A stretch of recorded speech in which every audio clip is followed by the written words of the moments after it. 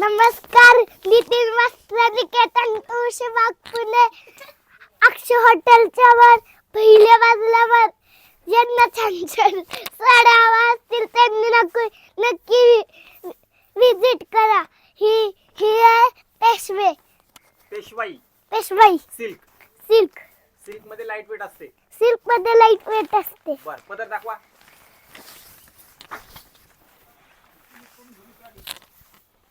हा सांग, माहिती सांग.